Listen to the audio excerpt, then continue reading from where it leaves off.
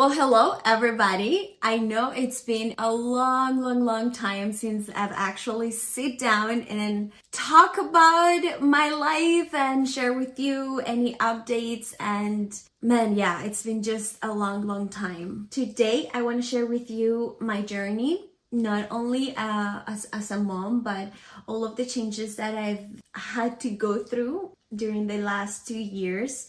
I want to be able to get back that beautiful community that we used to have a few years ago, but I want to take that community to a different level. When we first started, we were talking about Montessori, positive discipline, and everything has shifted to where now I still want to share that because I love and adore all those principles, but I also want to make it real. I also want to make these a platform in a community where we can come with our failures, with our questions, with our doubts, our fears, and being able to be vulnerable and not feel judged by it. I just want this to be something real. I think that's the reason why I'm going to share my journey. At the end of the video, I'm going to give you my 5 more valuable lessons that if you take anything with you today, I want you to have those 5 things with you. So let's start with who I am and where I come from. My name is Karen Chirivi. I'm from Colombia. I've been in the United States since 2018. I moved here because I got married, and my husband at the time, his job was here. So we had to move here. And so in 2020, in the middle of COVID, I found out that I was gonna be a mom. I was so overwhelmed with different emotions, and I bet you guys as moms can relate with me. There was nothing I wanted more, but also there was nothing that terrified me more than being a mom. And so it was very exciting because for the first time after years of trying to find myself, I finally had something that I could pursue, something that I could work on, something that gave me a reason to wake up every morning. You know, when I first came here, I didn't know who I was anymore. I couldn't work. I didn't speak the language. I was far away from my family. I didn't have friends. It was a very lonely and really hard years. And so when I became a mom, it was like, awesome. Now I have a reason to wake up every morning, and being a mom became my whole life. Now, on the other side, I was absolutely terrified because of my own trauma and my own childhood and my own fears and insecurities that I had around it. As the majority of us, a lot of my traumas and insecurities and wounds come from my childhood and my relationship with my parents. My mom was a woman who had to work really hard to have what she has. She would work so much. She would come home and then had to clean and cook for us. And what I could see right now is she was very overwhelmed. She was very short-tempered, always yelling, very impatient. So when I became a mom, I was like, as much as I love my mom, I don't want to raise my kids the same way that my parents raised me. There was a lot of generational trauma that I was terrified to pass to my daughter. My fear was, I want to be a different mom, but I have this belief that I can't because I will probably repeat the same patterns that my mom did, and then fuck, I don't want this. It's terrifying when you have the awareness of I don't want to do this, but I don't know how or even if I can do it. So I think that became my whole purpose. Researching, reading books, taking courses, and anything that was available for me to learn how to break those cycles, how to break those patterns and create new ones became my whole identity. So that's why I started sharing and starting creating videos about parenting and my parenting journey. That's why I started learning about Montessori. I started learning about positive discipline. That's why I started therapy. That's why I realized my own traumas and I started peeling the onions of my own wounds. And I became so consumed in my parenting journey that I lost myself. Everything that I was, what I was doing, what I was thinking, what I was reading, everything was around parenting. And I became so obsessed with being a perfect mom, with no making the same mistakes that my mom did, to breaking those patterns. I became so obsessed with doing things right that I totally lost myself in parenting. The one thing that was healing me was the one thing that was breaking me too. And then my daughter turned 2 and I was like, damn, I think that I want more. I don't think I want to be just a mom. And it became this crazy dream, crazy desires, crazy thoughts that what if there's more? But it felt so impossible. It felt so impossible because I've been making parenting my whole identity. So how do you stop being the person that you've been cultivating in order to become the person that you want to be? It doesn't feel possible. Going through all of these changes, trying to pursue something that I wanted, trying to find my new identity again, trying to find who I was outside being a mom was so hard and overwhelming for me that my marriage started to get affected to the point where we ended up having a divorce. I have 2 breaking points in my life. One was coming to the United States and the other one is going through my divorce. What those 2 things represent for me is you gotta start your life all over again. Divorce was way harder. I don't think people talk a lot about the guilt that you feel when you go through a divorce, about the people judging you, about the guilt that you feel for the people that you're hurting along the way, especially those that are closer to you, especially your kids. I believed at the time that I was the worst mom ever and that I was letting my daughter down because I was so selfish that I wanted to pursue something that I wanted.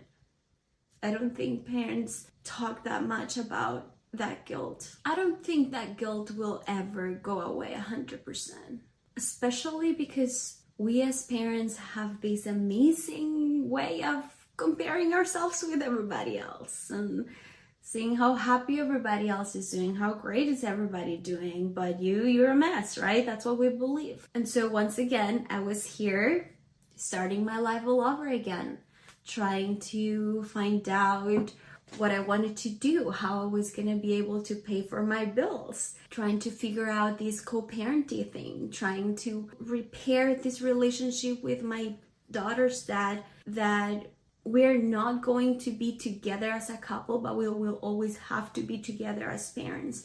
And repairing that relationship was very important for me. And trying to be a good mom and smile and be strong when you have your kids, even if your life feels like it's falling apart. You gotta keep showing up. Can't give up. Even trying to date again and find what you actually want, if you want somebody or not, right? So these past 2 years, it's been a journey of growth, getting to love myself, getting to forgive myself. It has been a journey of realizing and asking questions to myself of, why is this Karen the way that she is today based on what she had to go growing up? What are the patterns that I follow? Why do I make the choices that I make? Why do I choose to hang out with these type of people instead of this other one?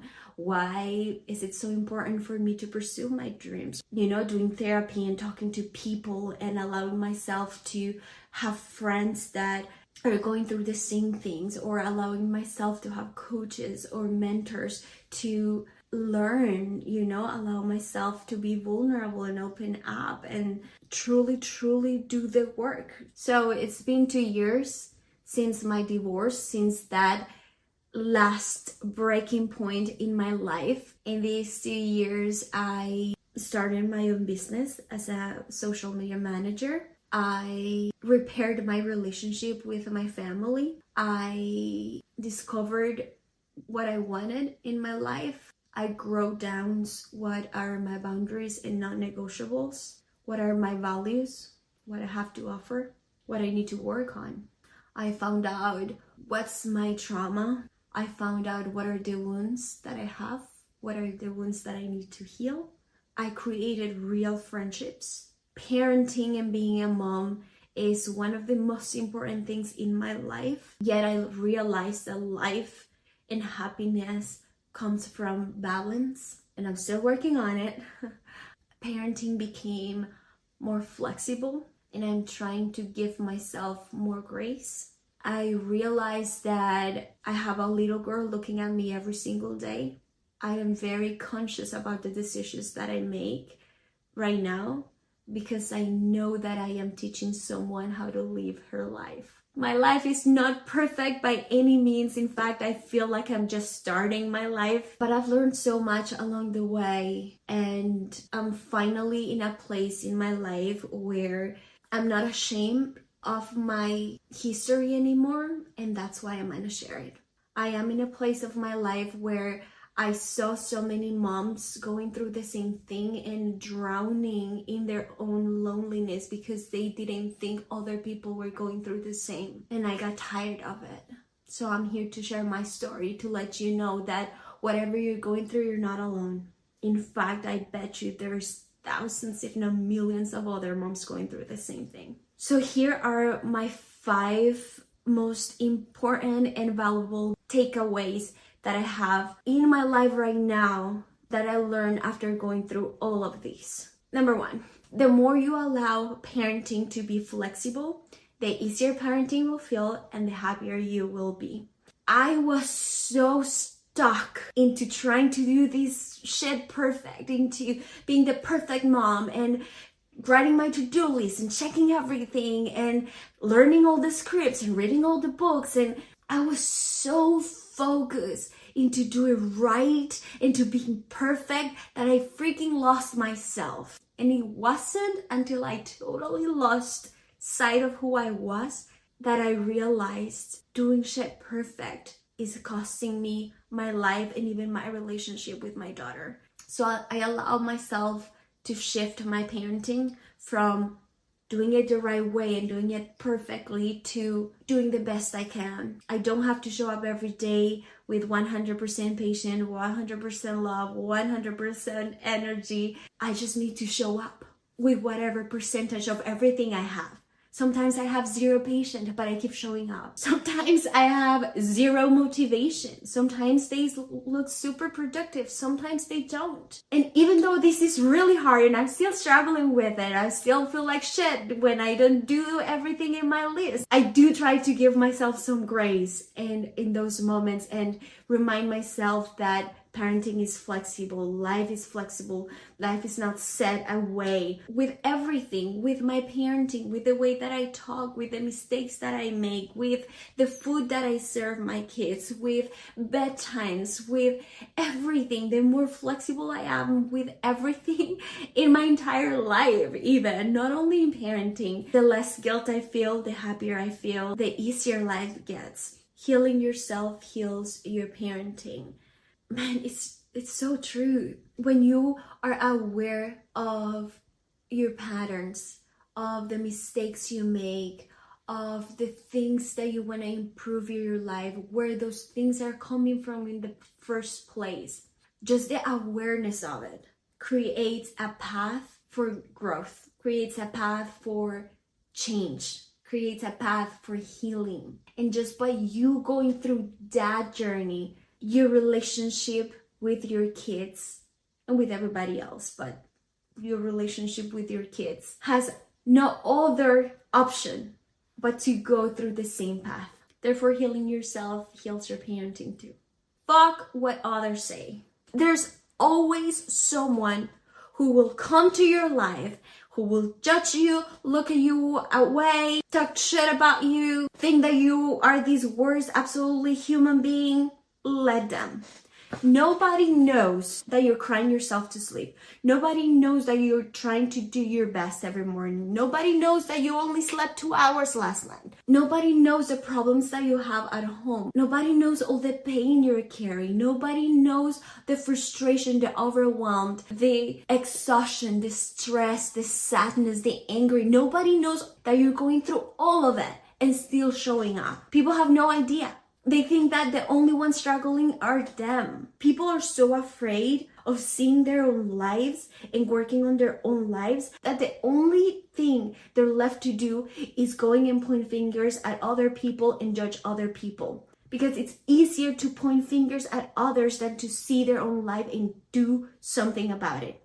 But guess what? You are not those people. You are showing up every single day for yourself and your family. And that's what matters. People that are working on themselves are so busy with their own life and their own problems that they have no time to come and judge you or point fingers at you. So surround with those people and fuck everybody else. And at the same time, don't do it alone. I am all about letting go relationship, friendships that don't serve you, but I couldn't have done everything that I've done if I didn't have the amazing people that I have in my life today. I could not be right now where I am if I didn't have my family, my friends, my mentors in my life. Find someone that you respect, that you admire, and ask for help. Be vulnerable. Open up, find people with the same hunger and desire for growth and ambitions that you have, and be with them, surround yourself with them. There's so many good people in this life. I know it seems like we are in this horrible world, but I promise you there's so much good in this life.